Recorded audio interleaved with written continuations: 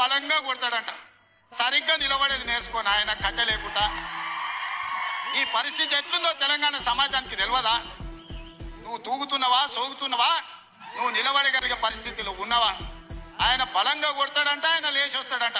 Social మీడియాలో నాకు ఆయనకు పోటీ పెడతానంట, ఆయనకు లైక్లు ఎక్కువ వచ్చినాయంట టిక్ టాక్ లో. 10 ఏళ్ళు ముఖ్యమంత్రి చేసినోడు, కేంద్ర మంత్రి చేసినోడు ఇవాళ టిక్ టాక్ లో కేసీఆర్ కు రేవంత్ రెడ్డికి పోటీ పెడితే ఆయనకు లైక్లు ఎక్కువ వచ్చినాయంటే నాకు తక్కువ వచ్చినాయంటే ఇవాళ వాళ్ళ కార్యకర్తలతో మాట్లాడుతున్నాడు. నేను అడగదలుచుకున్నా, ఆ మధ్యలో బాలీవుడ్ లో కూడా సల్మాన్ ఖాన్ కు రాఖీ సావంత్ కూడా టిక్ టాక్ లో పెడితే రాఖీ సావంత్ కి ఎక్కువ లైక్లు వచ్చినాయి.